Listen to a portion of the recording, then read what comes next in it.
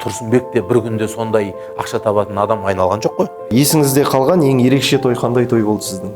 Ол менің 16 жасымда Қонаевтың 80 жылдық тойы. 50 миллион теңгелік той деймін да. Ақылға қода ма или ақымақтық ба? 1 триллион теңге айналым жүріп жатыр екен да той бизнесінде. Тап-таза бәсекенің уақыты келді. Той қазір шоу форматына өтті ғой басым.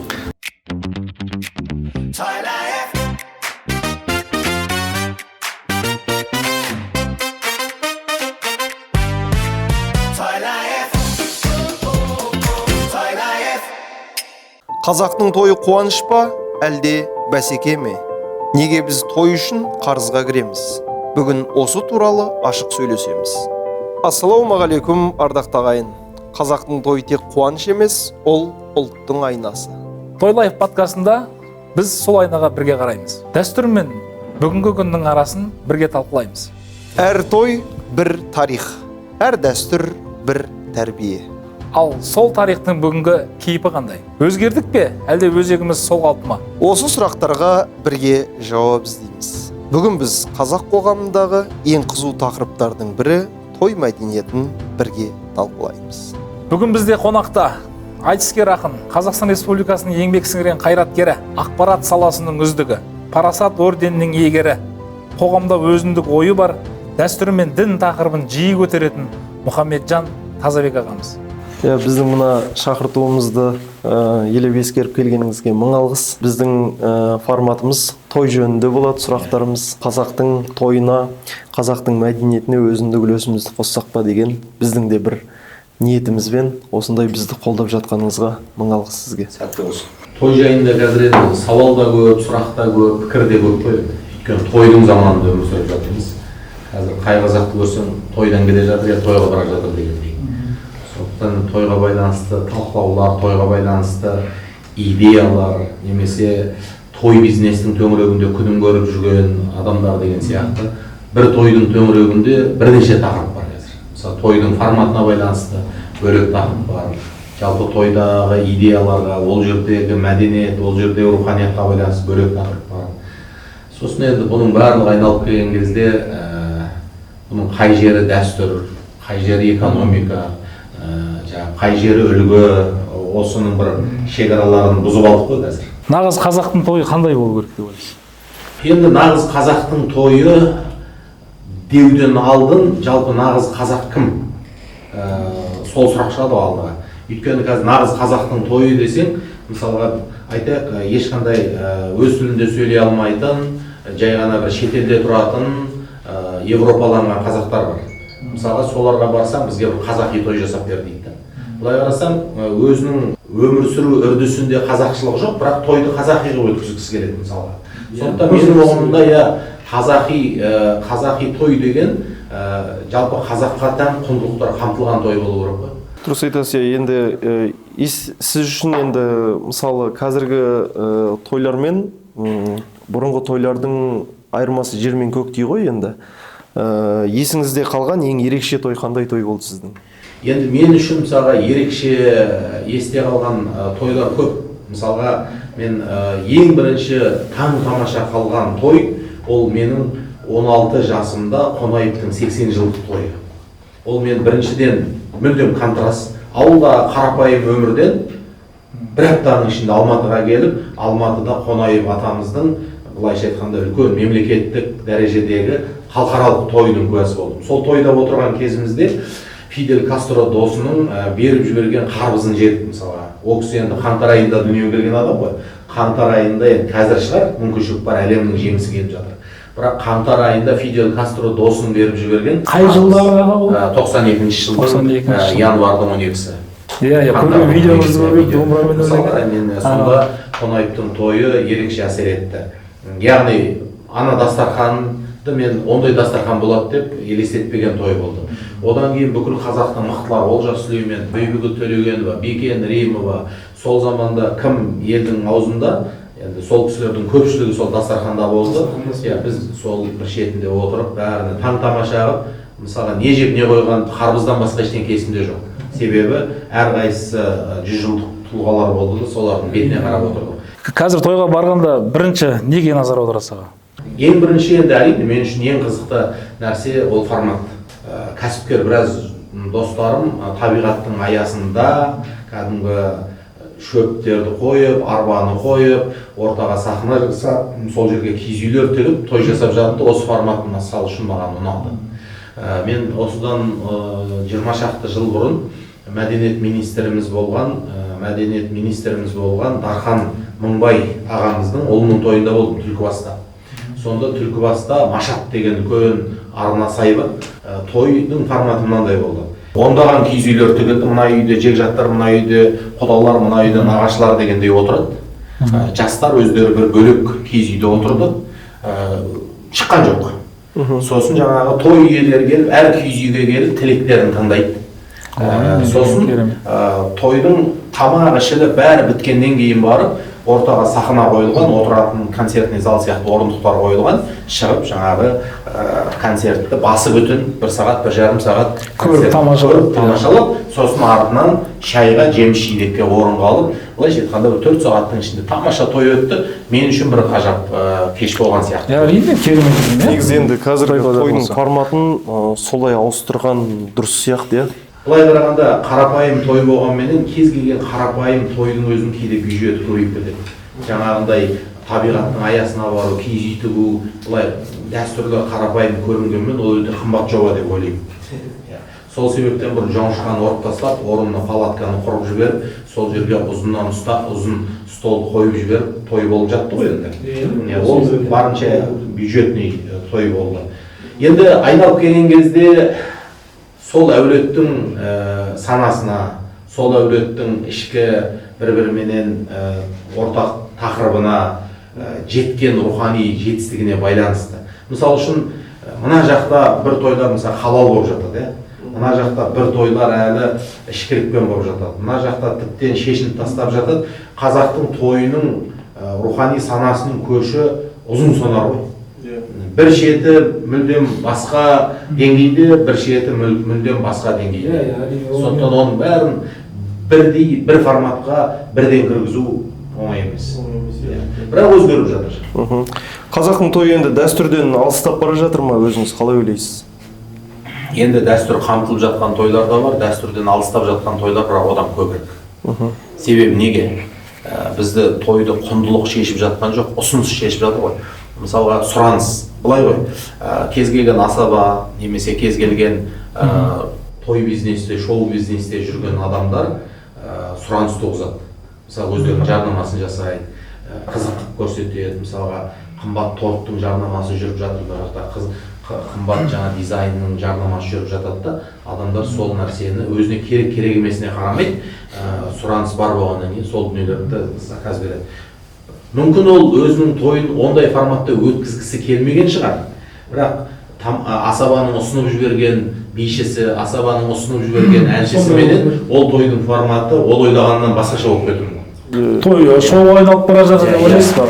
Той қазір шоу форматына өтті ғой, асып өтті. Қазір енді көбінесе мысалы мен ойлаймын, той жасайтын кісілер көбінесе уақыт жоқ заман ғой қазір. Көбісі звондап, телефон арқылы шеше салады да, занаттарын лақтыра салады. Өзімізде де сондай жағдай ғой. Кездесуге шақырамын да. Мен кездескен кезде мысалы сіздердің тойларыңыз ол сіздердің өздеріңіздің отбасылық мерекелеріңіз, қазақтың дәстүрі болу керек, былай болу керек, былай болу керек. Ол менің шығармашылық кешім емес деп көбінесе түсіндіремін да. Енді ол қаншама 20-25 жылда армандап жасап атқан той, ол дәстүрмен, мәдениетпен барлығы бірге тоғысу керек дейміз да.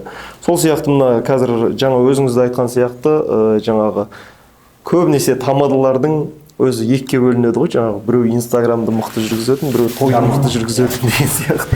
Бұл тойдың жалпы ойдағыдай шығу үшін 3 ұстын бар, қай уақыттан 3 трек бар.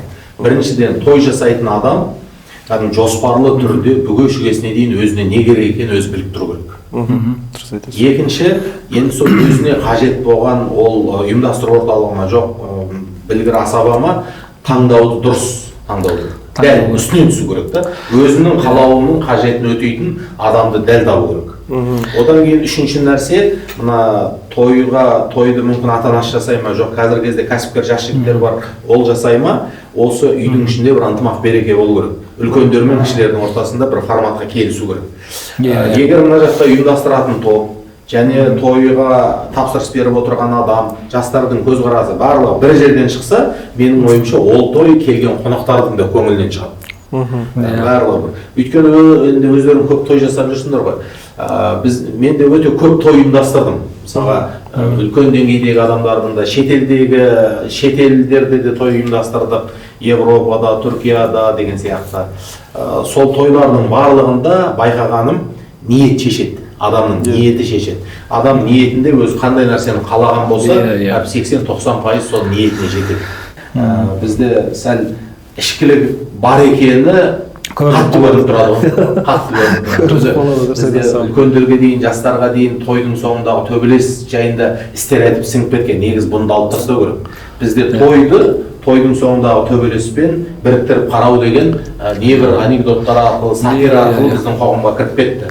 Солай болу керек сияқты. Солай болу керек сияқты қылып өзіміз идеологияға айландырып жібердік оны. Той арты төбелес болу керек. Бірақ енді аға былай қарасаңыз, бұрынғы 90-шы жылдарда жаңа өзіңіз айтқан палатка деген қанша әкелеріміздің, ағаларымыздың тойы өтті ғой. Ол жерде енді біздің енді советтің идеологиясы ғой. Мен өзім солай түсінемін аға. Былай ішу деген нәрсе, қалыпты нәрсе деген сияқты. Бұрын сол кезде бұл кісілердің бәрі сол көшеде ішіп жүрді ғой. Қазір енді олай азайып келе жатыр ғой негізі. Жайлап көш жүре түзеліп келе жатыр ғой. Дегенменен жаңағы халал тойларда қазір көп басталып жатыр. Жақсы не ғой негізі ше? Бастама ғой, иә. Енді жалпы қазір енді той мәселесі болғаннан кейін мына отандық жұлдыздарымыздың жақында балалардың үйлену тойлары болып жатыр. Енді осы көбінесе қарап отырамыз да, бәріміз енді Инстаграмнан тамашалаймыз, бүкіл халық та Инстаграмнан тамашалайды. Инстаграм арқылы, Телеграм арқылы мысалы тойды көру үшін сатқан жұлдыздарымыз да болды ғой енді. Енді мысалы той Инстаграм үшін ба, әлде халық үшін бе қазақтың тойы негізі? Сіз соған қалай қарайсыз? Ол Инстаграм деген енді ол бір халықпен қарым-қатынастың бір құралы ғана ғой. Мысалға осыдан 100 жыл, 200 жыл бұрында Инстаграм болған жоқ. Бірақ Инстаграмның орнында басқа да адамның даңқын сыртқа паш ететін құралдар болды. Бұл бүгін пайда болған нәрсе емес. Мысалға, сонау аталарымыз ас берген кезде сағын айдың асы деп айтып жатамыз. Не деген үлкен астар болды ғой. Сол астардың, мысалға, сол астағы құлагердің шабысы жайында Ілияс Жансүгіров жазды. Медиа повод па, медиа повод. Астағы бір оқиғаны дастан қылып жазып кетті. Қазір енді сіз Инстаграмда бір жұлдыз оны пост қылып шығарады. Ілияс Жансүгіров оны дастан қылып жазды. Әрине ол кезде қазақ сапалырақ еді, сондықтан ол тойдағы үрдісті дастан қылып жазалды. Ал бүгінгі адамдардың құндылығы төмендеу болғандықтан олар бір постпен шектеледі. Сондықтан бұл қазақтың тойы медиасыз өтпеген еш уақытта. Елдің бәрі өнер жұлдызымен араласпауы мүмкін, елдің бәрінің әулетінде танымал адам болмауы мүмкін. Сондықтан кейбір тойлар Инстаграмға шықпай қалып жатыр. Тіпті мықты деген тойлар емес. Ал енді жай ғана бір өнер жұлдызының маңайындағы той болса, ол кішкентай той болса да ол елге даңқты болып кетіп жатыр. Сондықтан медианың заманы, ақпараттың заманы мынандай да бір тойдың қазір мысалы бәрі енді көш қой, енді көш жүріп келе жатыр, бәрі айтып біреу-біреуінен қалмайық деген сияқты жасап жатыр. Небір тойлар болып жатыр қазір қоғамда да. 50 миллион теңгелік той деймін да, ақылға қода ма или ақымақтық па, қалай ойлайсың? Әркімнің қалтасына қарай болу керек деп ойлаймын. 50 миллион теңгеге болса да, иә. Мысалға енді Амбани деген Индиядағы үлкен миллиардерлер мысалы үшін $300 миллион, $100 миллион той жасап жатыр. Оның да өзінің бір есебі бар. Сол даңқ арқылы мүмкін ол қайтатын шығар. Еселеніп. Мысалы қазір адамдар 50 миллионға той жасап жатыр. Мен бір тойда болдым. Сонда жаңағы өзінің халықаралық кәсіпте жүрген достары келді, шетелден келді, шетелдік достары. Сонда жаңағы әр досының $50,000 әкелгенін көрдім. Енді сенің екі-ақ досың тойыңды көтеріп, егер сен 50 миллион теңгеге той жасасаң, шетелден келген екі досың көтеріп кетіп жатса, оны ысырап деп айта алмайсың. Қазір енді көбінесе мына тойдың барлығы черный касса сияқты болып кеткен ғой. енді өзімізде той жүргізіп тұрғанда жаңағы той иелерінің айтқанын өзімнің де басымнан өткен да жаңағы Айдар тезірек программаны қысқартып мына кісілерді сөйлетіп алайықшы дейді да. Неге бізде әлі программа біткен жоқ қой десек, жоқ аналар қайтып отыр, просто ақшаларын алып болайын, менің мақсатым сол еді деген сияқты. Ресторан ақшасын сұрап отыр деген сияқты. Мысалы мына тойдың нәрсесі ішің ашитын нәрсе көп қой енді сол тойда жүргеннен кейін.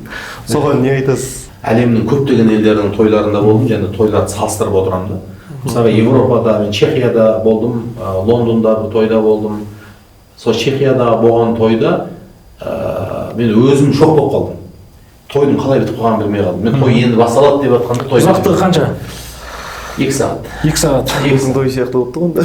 2 сағат. Чемпионский той. Кішкене ғана қысқа екен. Басы бітіп қалды да той. Біз енді кіріп, өйткені тойдың форматы өте еркін. Сахна тұр, микрофон тұр, сөйлеймін деген адам сөйлейді, сөйлемеймін деген ешкімге сөз берілмейді. Сонда сен ас қойдым, екі қолым бос қойдым деген микрофон тұр, ешкімге ренжи алмайды да маған сөз бермеді. Бірақ саудыратып жұрттың бәрін шығармайды. Сонда сөйлегісі келгендер ғана сөйлейді. Ал қалған адамдар дабырламай, өзара 3 адамнан, 2 адамнан, 4 адамнан тұрып әңгімелесіп, тамағын жеп, сөйлесіп, бір-бірімен кім-кіммен араласып, фотоға түссе, фотоға түскісі келіп, сыртқа шығып кетіп, қайтып кіріп, бір еркін форматта жүрді. Мен ойладым, бізде әдетте ол тойдың алдында болатын лайф қой. Тойдан алдын бір-бірімен фуршет. Мен фуршет деп ойлап отырдым. Бірақ бір-екі адам сөйлеп жатты. Сосын енді мен разгомаламай жатыр екен ғой деп ойладым. Енді разгомалап өзіміздің ауылда недегі тойдағы сияқты. Сөйткен той бітіп қалды. Ал келгендеріңізге көп рахмет деп жатқанда мен таңқалдым. Мынандай нәрсе бар да қазақта, мысалы келін түседі, келін жаңағы бетін ашып болғаннан кейін үйге ақ отауына кіргізетін кезде жаңағы отқа май құйып солай жасайды ғой. Сол негізі сол керек па? Енді ол Абай айтып кеткен ол нәрселерді. Абай атамыз өзі Құдайға шүкір бұрын отқа табынатын еді, бұрын жаңағы осындай сөздер айтылатын еді. Құдайға шүкір сол қазір қазақ ортасында қалып келе жатыр дейді.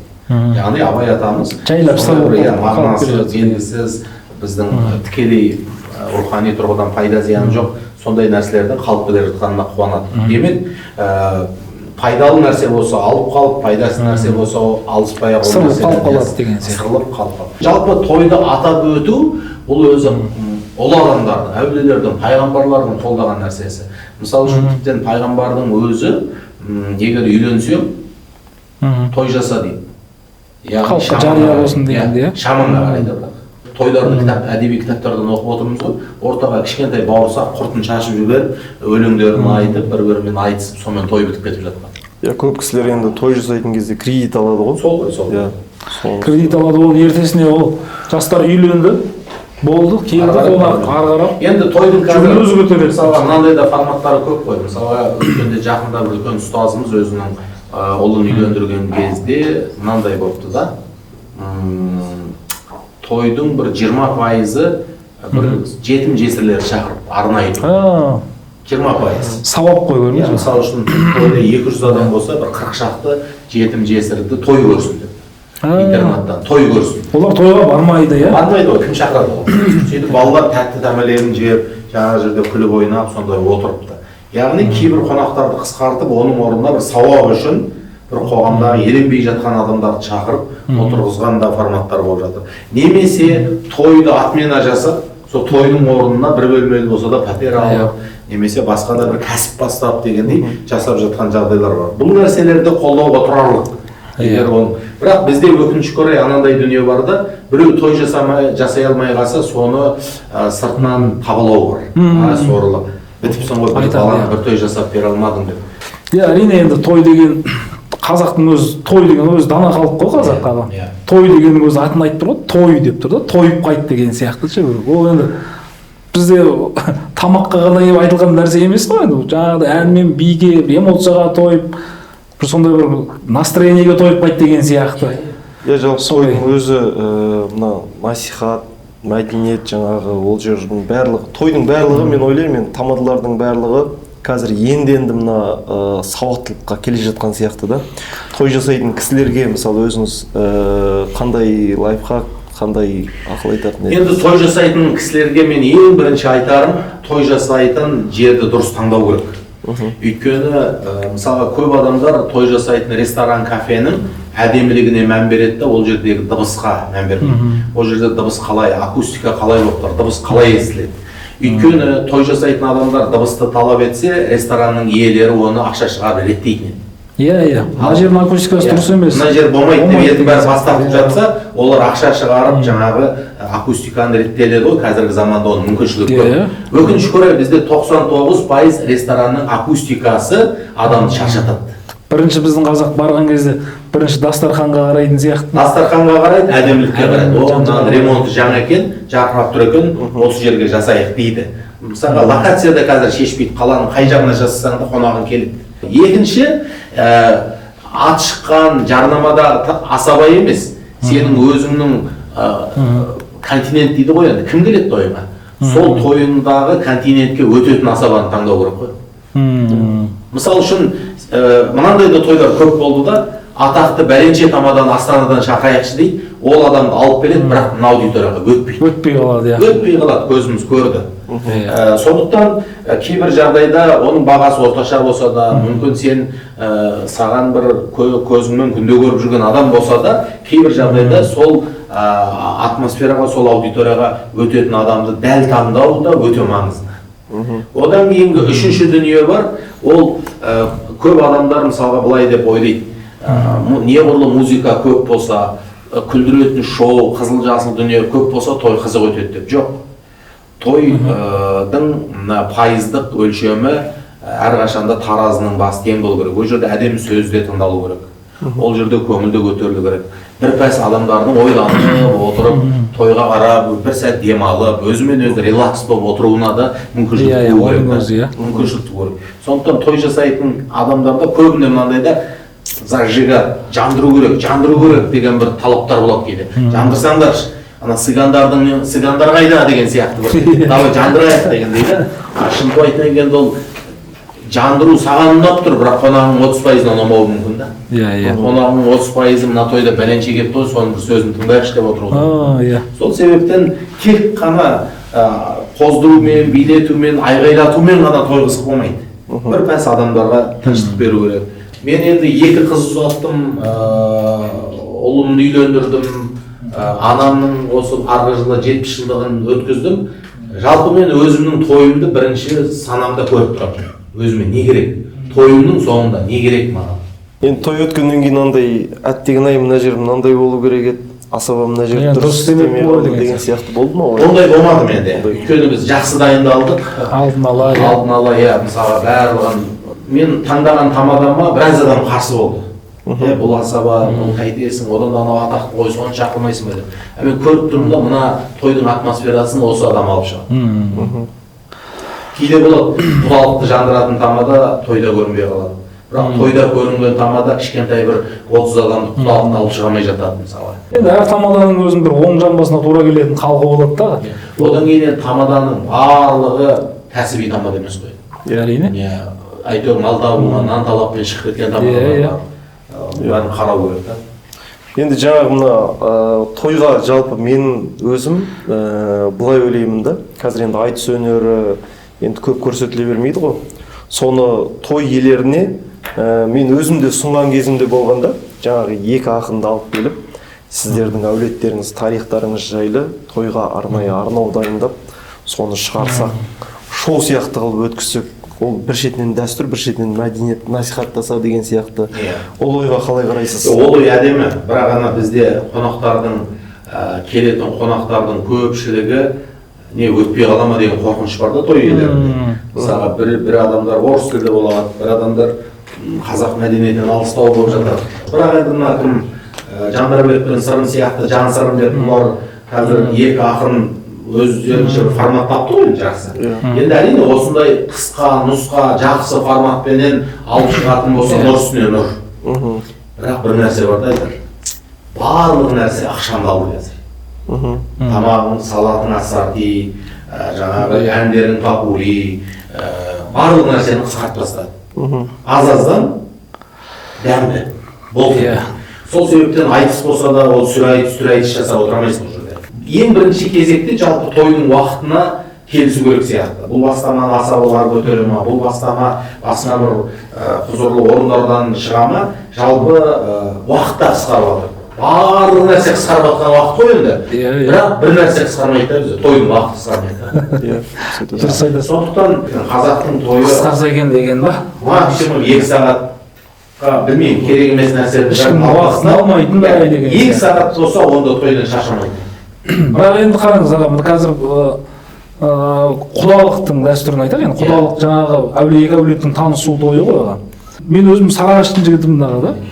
Бізде менің өзім үйленген кезде 5 үйге күткен. Мысалы құдаларды ол кісілер Алматыдан барды, үйтті 5 күн күтті. Одан қарағанда жаңағы дүние дұрыс па деп ойлаймын. Бір жерден. Көрдіңіз ба, формат ауысып жатыр ма, ауысып жатыр. Заманда қарап, бір кафеден, бір рестораннан 3-4 үй бірігіп те жасап жатыр. Негізі қысқартуға тырысу керек қой. Сұрт не? Түпкі өзі, түпкі мазмұн не? Мазмұн екі жақта сыйланғанын сезіну ғой. Саған көңіл аударылды, сыйлық берілді, сені елеп ескерді, сен олардың Құдай қосқан құдасы екенсің, сол подчеркивать етілді, яғни асты сызылды. Осы нәрсе болса, сол біздегі ең бір қиын нәрсе, мысалға той кеш басталады, әсіресе тараздарда мысалға 10-да басталады. Ал енді ол 10-да басталған той 6 сағатқа баратын болса, бейімен несімен, ол түнгі сағат 4-те аяқталады. Ертең адамдарды түске дейін бүкіл шаруасы қалады жайына. Баса ұрады, біреу шаршайды дегендей да мысалы. Қазір енді көп мына тойларда өзіңіз сияқты жаңағы ағаларымызбен жиі араласқаннан кейін көбісі айтады, қазақтың тойы понт па деген сұрақ бізге қояды да.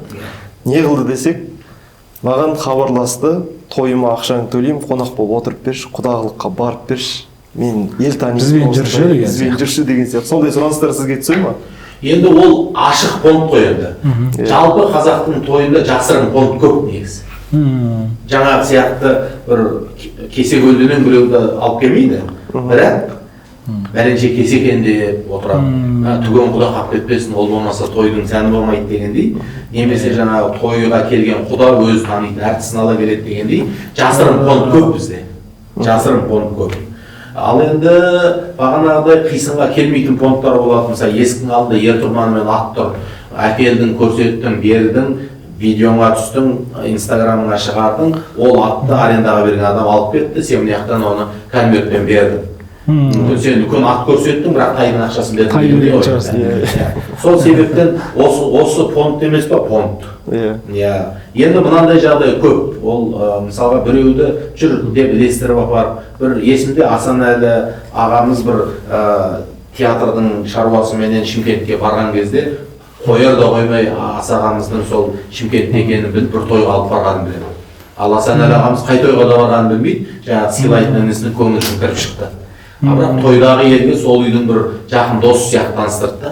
Ол Асанәлі ағамызбен сыйлайтын інісі бәленшеге Асекең келіп тұр мына жерге дегенде адамдардың былай сырттай білмейтін адамдардың көбі ойбай Асекеңмен араласады екен ғой деп ойлады.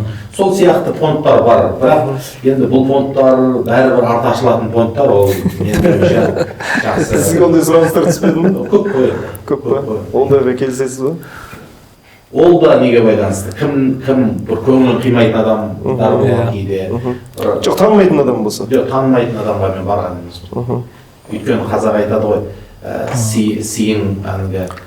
сиың болмаған жерге барма дейді. Өзі сені шын сыйлап, шын қадіріңді білмейтін жерге құр атақ үшін, құр ақша үшін болмаса бір басқа жағдай үшін. Мен өзім жолдасым бар, енді ол ел таниды, жаңағы эстрада жұлдызы біраз араласамыз да. Сол айтады жаңағы, мен қонаққа баруға гонорар қоямын ғой деймін деп. Сол әңгімеден шыққан нәрсе ғой. Шақырады ғой. Қонаққа жүр, құдалыққа барып. Жоқ, мен тойға емес. Біз көбінде атағымызбен елге белгілі болған жоқпыз. Біз кішкене мына интеллектімізбен, көптің алдындағы жалпы ақыл тұжырымдарымызбен атымыз шықты ғой. Сондықтан мысалға менімен керісінше ақылдасқысы келетін, менімен керісінше бір мәселесін ортаға салғысы келетін адам болды. Мен сондықтан ол жерге прайс қоямын. Менікі жаңағы сіз айтып отырған өнер жұмысынан гөрі басқаша. Өйткені өнер жұмысының ел сөйлемесе де түріне риза. Келсе болды. Сондықтан ол жерге прайс қойып отыр. Ақынның тойын ақын басқарды ма негізі? менің тойымды Әлібек Серғалиев деген айтыскер ақын Көкшетауда. Ақын болған үшін ғана алдыңыз ба? Жоқ, ақын болған үшін емес. Мысалға кейін менің тойымды Шымкенттік Дәурен деген жігіт басқарды, қызымның ұзатылу тойы. Шаншардағы. Өйткені өзіме сол форматқа келетін болғасын, мысалға мен көп тамаданың ішінен өзім Дәуренді таңдадым, солай болды. Енді былай ғой, ақынның да ақыны бар. Әрине. Енді той алдым-жылдым, мына ұшқырлықты қажет етеді той. Ол ойланып толғанып ертең санасуды қажет етеді. Сондықтан мысалы үшін бірнеше біз тойларымыз, жиындарымызды мысалы құдалықтарымыз болды, Мұхтар Ниязовқа басқарды. Енді Мұхтар өте ұшқыр, ойлы, багажы көп жігіт болғаннан кейін көңілімізден шықты. Бірақ енді ол қазір қызметте неде болғандықтан қолы көп тие бермейді мысалы үшін. Сондықтан енді қазақтың бұрынғы кезде қай тойы болсын, қай жиыны болсын, 90% ақындар басқарған ғой өзі. Әрине. Құдайдан берген қабілет болғасын, бәрібір ар жағынан шығып жату керек. Ақындардың да түр-түрі бар ғой. Мысалы менің ақын өзімнің досым бар. Ол бірден импровизациясы жоқ мысалы. Ол жазып шығарады. Тойға жарамайды. Оған мен тойға шық десем, оның форматы бөлек та. Енді мына біздің енді басты мақсатымыз тамадыларды тойдың мәселесінде кішкене дұрыстау, насихат айтып пайдамыз тисе деген нәрсе ғой. Тамадыларға деген қандай насихатыңыз бар? Асабалардың көбі самоушка, яғни өзі үйреніп, жол жөнекей ары қарай жетіліп шығып кеткен. Бірақ асабаларды да оқытып, жетілдіріп, жан-жақтан рухани байытудың ерсілігі жоқ деп ойлаймын. Сондықтан қандай да бір ұйымдар ашылса, бір институттар ашылса, жалпы асабаларды бір көмектесіп, оқытатын, оларға жан-жақты көмек беріп дамытатын бәрібір бір мекемелердің мен болғанын қалар едім. Себебі неге? Себебі мен жай ғана не үшін қарап соның бір нормасы болса деген сияқты дейсіз ба? Мысалы қараңыз. Бір жылда шамамен 115-120 мың неке қиылады екен Қазақстанда. Енді қарапайым той мысалға бір 5-10 миллион, орта деңгей 10-20 миллион, үлкен шоу тойларыңыз 30-50 миллион болады екен. Әнші шақыруыңыз бар, басқа бар, сонда егер жылына 115 мың қысқартып ең төменгіні алып, 115 мың некенің бәрі той жасады десек, орташа мен төменгі тойды алып қарасақ, онда 1,1 триллион теңге айналым жүріп жатыр екен да той бизнесінде. Енді бұл кейбір самұрық қазынаның кейбір мекемелерінің айналып жатқан ақшасы сияқты дүниеде, демек кәдімгі тірі ақша айналып жатыр. Оның төңірегінде біреу шапан тегіп жатыр, оның төңірегінде біреу компьют жасап жатыр, біреу шар үрлеп жатыр дегендей, шоу бизнестің төңірегінде қанша жұмыс жасалып жатыр. Демек, осыншама қаржы айналып жатқан, осыншама қазақ жанын жалдап, өзімнің әулетімде осындай той болса деп жатқанда, сол тойдың тізгінін ұстайтын асабалардың әлеуетті болуы, асабалардың жан-жақты болуы, сапалы болуы, тіптен бір ұлттық идеологиямен қаруланған адам болуы мысалы үлкен дүние. Асабалардың дамуына жәрдемдесуіміз керек. Мысалы үшін енді асабаларға не айтамыз? Асабаларға айтарым бірінші кезекте күндегі рутина дейміз ғой, айналып тұратын. Мына асабалар өзі бір 10 сөз жаттап алса, немесе бір 10 тойға барып рухын шыңдап алса, қалған тойлар автомат бара береді да. Негізі қай салада да бәсекеге қабілетті болу үшін тоқтаусыз даму керек. Неге мысалы Жамбыл атамыз 90 жасында Баққорымды Мәскеуге барды деп айтамын. Мен Жамбыл атамның рөлін ойнаған, тарихын зерттеген. Сонда ол кісінің тұлғасына байланысты қызық деректер көп. Сол заманда мысалға Үмбетәлі деген ақын болды, Жамбылден әлдеқандай кіші. Кенен аталарымыз бар, Нардай аталарымыз бар. Бірақ неге сүйегі қаусап тұрған 90-да Жамбыл атамызды алып барды? Біріншіден, Жамбыл атамыз жасы 90-ға келсе де өзін дамытып трендте тұрған адам. Екіншіден, қоғам көргісі келген дүние, бір абыз адамды қоғам көргісі келіп тұрма, Жамбыл атамыз сол жерден табыла білген. Бір жерде жастарға ақыл айтама, ол ақылмын ғой деп отырмай, сол жерге барып ақылын айтып екі ауылдың адамдарын татуластырған. Мына жақта қоғамда қандай да бір проблема болып жатыр ма, Жамбыл атамыз сол жерден табылған. Сөйтіп саясаттың көзі түскен кезде, бірінші кезекте Жамбыл атамыз өтіп кеткен да. Сол сияқты менің ойымша асабалар тек қана бір тойға кіргенде әдемі костюммен кіріп, тойдан кейін шығып кететін емес, тойдан кейін де жақсы орталарда жүретін, жақсы ағаларды жағалап жүретін, жақсы бір жерлерде өзіне өзі рухани бір қазына жинап жүретін тұлғаға айналу керек деп ойлаймын. Асаба хобби көрмеу керек деп ойлаймын той басқаруда. Иә, дұрыс айтасыз. Кәсіби кірісу керек. Кәсіби кірісу керек, жетілдіру керек. Киіміңді дұрыстау керек па, дұрыстап. Дауысыңды постановка, дауысыңды дұрыстап қою керек па, мамандарға бар, дауысыңды дұрыстап қой. Қанша сағат сөйлесетін дикцияң шаршамайтындай қой. Арықтау керек па, фитнеске бар. Қазір не деген спортсмен асабалар бар, гирді өзі көтеріп, елден рекорд қойып жүрген, өзі рекорд қойып жүрген асабалар бар. Біз енді жарайды Тұрсынбекті айтамыз, тағы ғана асабаны, мына асабаны айтамыз, көп ақша тапып жағдайын жасады деп. Енді Тұрсынбек те бір күнде сондай ақша табатын адамға айналған жоқ қой. Ол еңбектен бірнеше жерлерде осы бірге болған кезде мен таңқалғанмын соның мысалы үшін еңбекқорлығына.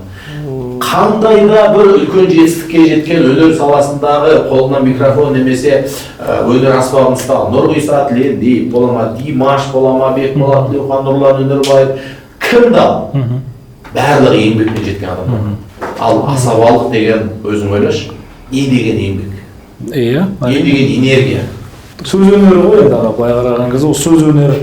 Тауып айтсаң мереке болады, таппай айтсаң келеке болады деп өзі. Иә, сол ғой. Қазір микрофон ұстай алатынның барлығы тамада болып кеткен ғой. Елдің бәрі блогер, елдің барлығы коуч деген сияқты солай. Бірақ ол біз алдамау керек. Өйткені суаға тас қалады. Бәрібір мықты адам. Мысалы үшін қарашы, тарихта қарасаң, Төле би, Қазбек, Айтекеден басқа би болмады ма? Болды ғой. Бөлтіріктен, Жиреншеден, Сырымнан басқа шешен болмады ма? Болды ғой. Бірақ олар ерекше болды. Олар ерекше болды. Жүздеген жылдар өтсе де әлі күнге дейін біздің аузымыздан түспей тұр. Сол сияқты асабалар да ертең шешен ретінде, көсем ретінде, осы елдің бір көшбасшы сөз ұстаған адам ретінде 100 жылдардан кейін елдің есінде қалатындай тұлғалар болу керек қой. Қазір енді ұйымдастырушылар да көп. Той жасайтын кісіге қандай ұйымдастырушы алған дұрыс деп ойлайсыз? Соған насихат айтсаңыз. Енді ұйымдастырушы көп. Бірінші кезекте былай, адам өзінің не той жасайтынын, ол тойдың соңында өзіне рухани тұрғыдан, қарым-қатынас тұрғысынан не нәтиже керек екенін түсінген адам өзіне керек адам дәл табады. Бізде көбінде өкінішке орай өзіне не той керек екенін білмейді. Бірақ жарнамадағы ұйымдастырушыны барып сөйлеседі. Сөйтіп ол қымбат болып шығады, оған арзандады дейді, немесе ол той иесіне керек емес нөмірлерді тығып жібереді, соңында ол маңайына нұр естиді, сөйтіп жаңа болып жатады. Сондықтан адам тойдың концепциясын бірінші өзі жасап алу керек, ұйымдастырушыдан да бұрын. Мысалы мен бір тойыма Әлібекті шақырдым, Серғалиевті, бір тойыма Шымкенттік Дәуренді шақырдым дегендей, бір жиыныма Қызылордалық Мұхтарды шақырдым дегендей, өзіме керек адамды іздедім содан. Үш тойды да бір-біріне ұқсатпай келесі тойыңызға біз шақырыңыз аға. Ана бір видео бар ғой тарап кеткен. Алдында Инстаграм әлеуметтік желілерде жаңағы қыз бен жігіт ортада билеп жатады. Көбінесе енді тамадыларға да қатысы жоқ, тиіп кеткен комментарийлер бар да ана жерде. Бәленше мына тамада деген осындай осындай деген сияқты. Ол неден ғой? Жалпы отбасында бізде былай да бала шағасының қандай рухани қабатта кетіп баратқанын білмейтін ата-аналар бар. Немесе жалпы ата-анасының құндылығын сыйламайтын жастар бар. Менің тойым өзім білемін. Иә, сондықтан той жасаған кезде осы қайшылықтар конфликтіге ұласады. Сіз айтып отырған той, менің ойымша сондай той. Бірақ есі орындағы көп адамдар осындай байқаса, баласының ортасы бөлек, Европада оқыған, сыртта көп жүрген, өзімен өзі болып кеткен бала болса, ол көбінде сен өзіңе бір жастар тойын жасайсың дейді да. Мынау біздің туыс туған құда жекжаттың алдындағы әке шешеңнің тойы деп бөлек форматқа балалары көндіреді. Келіп отырып беріңдер. Сөйтеді да ары қарай клубта жасайсың ба, шетелде жасайсың ба, қайықта жасайсың ба, сен өзің жастарыңмен өз тойыңды жаса дейді. Енді осыған келісіп алмаған кезде жастар өз құндылығымен, сен өзің ожиданияңмен бір тойда бас қосқан кезде әрине шок. Әрине күтпеген жағдайлар болады. Қазір сразу бірінші, мысалы біз асаба болғаннан кейін бізден сұрайды, звондайды, сөйлескен кезде, той туралы ақылдасқан кезде қандай ойындар бар деп сұрайды. Сосын айтасың енді ойын деген ол мысалы ол тойдың иесіне қазір мен мынандай ойын ойнатамын сізге деп айта алмайсың да, өйткені сен контингентке қарап ойнатасың ғой, көрдіңіз ба? Сол сұраныс қандай ойын өтеді. Ал оған жаңағыдай нәрселер бір кісілер бар да, тығып жіберетін ше, мынаны ойнатшы дейді да. Жоқ, қанша өтіп жатыр осы ойын дейді. Иә, осы ойын өтіп жатыр сияқты. Содан айтса, давай дейді. Ол ойнатсаң ол өтпей қалады да, бұл жерде. көп асабалар тойда бижарс ойнатады ғой. Соған өзіңіздің пікіріңіз қандай? Енді ол мысалға оңтүстік өңірлерде биге жақындау. Енді басқа жерлерде ол бәсеңдеу. Сондықтан ол да ортаға қарап шешілу керек деп ойлаймын. Ол сен барлық жерде би жарыс. Мысалы менің ешқандай тойымда би жарыс болған жоқ. Бірақ сол би жарыссыз да, ішкіліксіз де не деген қызық тойлар өткіздік. Мысалы мен әдейі өзімнің ұл қызымның тойларынан контенттер шығардым әлеуметтік желіге. Инстаграмнан. Миллионнан төмен болған жоқ. 3-4 миллионға дейін жаңағы көрілімдер болып жатты. Сондықтан ол тек қана ішкілікпен, немесе тек қана бимен қызық болады деген нәрсе жоқ. Негізі берекесімен қызық болады. Не нәрсе болса да берекесімен болған жақсы да. Қазір туған күндерін немесе шағын бір топпен тойларын шетелге барып өткізетіндер көп. Мен бір жағынан ойлаймын, ол дұрыс. Неге? Себебі өзінің қалаған тойын жасап қайтып келеді да. Бағанағыдай мүмкін яхтада жасағысы келетін шығар, Аралда жасағысы келетін шығар. Жағдайы жетіп тұр, жасап келіп жатыр. Ал енді біз жаңа айтып отырмыз ғой, біз мына жерде біреу 100 миллионға немесе 50 миллионға той жасап жатыр, біз бәріміз мынандай ел ашып отырған кезде сен не істеп жатрсың деп ренжуіміз мүмкін да. Мүмкін сол адам шетелге барып жасап келген жақсырақ шығар. Иә. Халықтың назарына. Иә, мысалға сол сияқты менімен де ақылдасқан сондай адамдар болды. Мен қалай ойлайсыз, тойымды былай істесем Маньякта жасасам қайтеді, Стамбулға жасасам, Дубайға жасасам, былай қылсам деген кездерде мен соның мысалға екі адамға айттым, шынында да сіз шетелде жасағаныңыз дұрыс қой. Өйткені партнерларыңыз, қонақтарыңыздың көбі ағылшындар, шетелдер екен. Ал енді бір өзінің жақын туысқандары жалғыз ұлының тойын күтіп отырған кісіге айттым, сіз шетелде емес, елде жасасаңыз, шетелде болса барлық туысыңыз барамайды. Негізі бұл жерде туыстарыңыз фокуста ғой деп. Жалпы исламда той қалай болу керек? Исламда енді әр елде бұл жалпы исламның өзінде той деген өте бір құпталатын амал. Айттым ғой жаңа, пайғамбар исламның өзінде де неке қиғаннан кейін бір қандай да бір тойдың несін білдіру керек деген. Жариялау керек деген. Жалпы той екені біліну керек та мысалы. Той екені біліну керек. Қуанышты. Сондықтан ал енді қалған исламда негізі той құпталады, бірақ тойдың форматы көбінде ғұрыпқа байланысты жасалынады. Мысалы, арабтардың да тойларында болдым. Арабтардың да тойлары Дубайда болған кезде басқа тойларда көбінде енді дәстүрлі консерватор әулеттер болады. Сол консерватор әулеттерде екі залда өтеді той. Әйелдер жағында бір бөлек, еркектер жағында бір бөлек. Енді әйелдер жағы қызығырақ деп айтады. Өйткені бүкіл шоуда, биде, музыкада бәрі әйелдер жақта. Ол жерде олар бөтен еркек болмайды, сондықтан той киімдерімен жүреді бәрі деп айтады. Біз болған жоқпыз. Ал ерлер жағы той тамаққа жақынырақ болады. Ерлер жағының тойы конференция жақынырақ. Былай тамақ жақсы тамақ беріледі, көркем киімдерін алып келеді, бір тойдың лебі сезіліп тұрады, бірақ біздегі тойға ұқсамайды. Олар сол қылышын алып кішкене билеген болады, анау-мынау дүниелерін жасайды, бірақ тағы да маған ұнайтыны тез бітеді. Енді бізде көбінесе мына құдадан ұят болады деген нәрсе осы қаншалық дұрыс өзі негізі? Ұят екі түрлі ғой енді. Өтірік ұят бар, шын ұят бар. Мысалға өтірік ұят болады деп, мысалы арақ қоясың, ұят болады деп, жаңағы көңіліне қарап уақыт созасың, ұят болады деп қарызға кіресің, ұят болады деп кредит аласың. Бұл дұрыс емес бар. Ұят деген сөзді қолданғанмен ол дұрыс емес. Құдайдан ұят болады деген нәрсе қайда? Немесе мына уақыт ысырап болмасын, адамдардан ұят болмасын деген нәрсе қайда? Абай айтады ғой әлгі десін, бай десін, батыр десін, жомарт десін деп демесін ұмытып кетеміз дейді. Біз Алла разылығы үшін емес, адамдар разылығы үшін жұмыс істеп кетіп жатырмыз. Көбінде той біздегі несі сол ғой, адамдарды риза қылу. Енді мынандай да дүние бар. Кейде адамдарды риза қыламын деп сұмдық той жасайсың, адамдар бәрі риза болмай кетеді. Біздің өзіміздің жаңағы практикамызда талай түрлі той өтті ғой. Біз 15 жылдан бері той басқарып жүрсем, мысалы бір 1000-ның үстінде той басқарып тастадым ғой мен де. Сонда бүйтіп байқайсың да, бір қымбат той емес. Бұл жаңағыдай простойлау ресторанның ішінде де болып жатты мысалы да. Бірақ жаңағыдай әншілер сізде еш нәрсе сізде, бірақ ана кісінің бір пейіліне байланысты ма, бір той деген гүрілдік бір адамның ниеті мен пейілі шешеді. Сосын өзі бір тойдың берекесі деген болады. Сол жердегі адамдардың бір тілегінен ба, қымбат болса той керемет болады деген нәрсе жоқ, гарантия жоқ ондай. Қымбат болса, өйткені өте қымбат, осы Қазақстанда өте қымбат деген тойларда болдым мен. Осы топ 10-ға кіретін тойларда болдым. Шаршап шыққан жағдайларымыз да болды. Өйткені бағанағыдай барлық нәрсенің мықтысы болсын деген, бірақ олар үйлеспей жатыр. 3 той жасадыңыз мысалы, енді сіздің анау тәжірибеңіз бар. той бастарыңызды да көрдік. Жаңағы Бамбаньоркидің өзіне құндылық кітапты қойғаныңызды көрдік.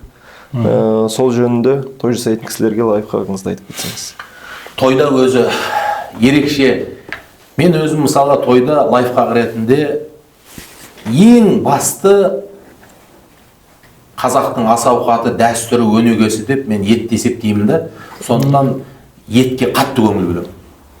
Басқа мүмкін салат есте қалмауы мүмкін, басқа қалмауы мүмкін, бірақ жаңағы 2 жылқы сойсам да сол етке көңіл бөлемін. Ет дұрыс болсын. Өйткені негізгі тамақ ет. Әйтпесе ресторан жаңағы ет өзіміз жасай саламыз десе келісе салуға болар еді. Бірақ мен онымен келіспей, жаңағы етімді алып кеп дегендей. Өйткені неге? Менің қанша інілерім тойын жасадым, ағайындарым тойын жасадым. Тойдағы көп нәрсе есте қалған жоқ. Соңында сол тойда ана бір сол той 10 жыл өтсе де әлі ет есімізден кеткен жоқ деп адамдар айтады. Неге? Бәрі қазақтың генінде негізгі тамаққа деген бәрібір құрмет бар. Сондықтан біз сондай жерлерді ұмытып кетпеуіміз керек. Мысалы үшін осы мемлекетіміздің басшысын, бір үлкен компанияның басшысы өзінің заводына шақырған ғой. Сонда заводты асықпай аралаған кезде түскі ас сол жерден болатын болғанда мемлекет басшысына. Сол кезде жаңағылар сонау Таиландтан, жан-жақтан неше түрлі повар алдыртып, мемлекеттің бірінші басшысы келе жатыр деп дастархан жасаған. Соңында сұраған ғой енді, ет бар ма деп. Сонда ет жасамадық деген кезде айтқанда, қазақ сен негізгі қонағым деп күтіп отырсың. Ал қазақ негізгі қонағына ет берген. Етті дұрыстап жасаған. Мүмкін сен 10 түрлі елдің несін, кухнясын көрсете бер. Салаттың мүмкін 10 түрін бере бер. Бірақ негізгі тойда, негізгі қонаққа бәрібір ет берілу керек. Сосын кейін тойдың қалай болғанда да жақсы өтуі 2 нәрсеге байланысты. Ол асаба менен акустикаға байланысты. Қандай жақсы асаба әкелсең де акустика даңғырлап тұрса, анасы асабаның сөзін жартылай естисің, жартылай естімейсің. Жақсы асабаны құрғыласың да. Енді айтыстан алыстамаған шығарсыз қатты. Өнерден алыстаған жоқсыз. Қолыңызда қара домбыра түспейді. Бір домбыра шетейік. Домбыра алдырып, қазақтың тойын домбырасыз елестете алмаймыз.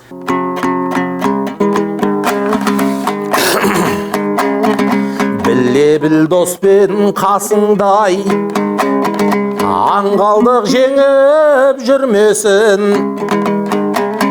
Артыңа сақта ашудай, ортаға шайтан кірмесін.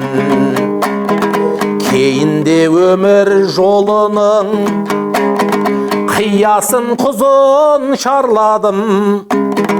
Жоғалтқан достар орынын бәрібір толтыр алмадым.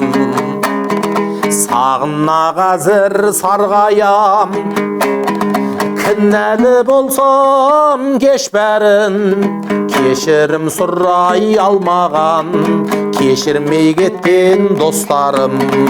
Кешірім сұрай алмаған, кешірмей кеткен достарым. бәуде. Сәл-сәл құлағай не бастап. Allah қайыр берекесі. Енді тойда жүріп не көрмеген домбыралар ғой. Алға енді өзіңіздің батаңызды беріп кетсеңіз. Енді мына жасап жатқан кәсіптерің берекелі болсын. Еліміздің тойы тарқамасын, тойымыз мазмұнды, мағыналы болсын. Тойымыздың берекесі ұзарсын, уақыты қысқарсын. Тойдағы, қазақтың тойындағы 1000 миллион айтылып жатқан бата тілектің бәрі қабыл болып, аспанымыз ашық болып, мемлекетіміз өркендеп, еліміздің ертеңі жарқын болсын. Аумин, Аллаху акбар. Уақытыңызды бөліп келгеніңізге мың алғыс. Түрлі шапан бар екен, соның ішінде енді былай қарай келе Айдар екеуміз қазақ шапаны дейді. Қазақ шапанына тоқталып, ешқандай реклама еш нәрсе емес, өзіміз қаражатымызды өздеріміз таңдап алдық, екі ініңіздің атынан деп. Ой, шында да тамаша екен. Алла кәсіптеріңе береке берсін, мал дүниелеріңе береке берсін, жүздерің жарқырап, жүректерің нұрға толып, елдің алдында мәртебелерің биік болып, абыройларың аспандап жүре берсін. Аумин. Біздің мақсатымыз қазақ мәдениетіне, қазақтың тойына үлес қосу. Каналға тіркеліп, лайк басып, комментарий қалдырып, бізбен бірге болыңыздар.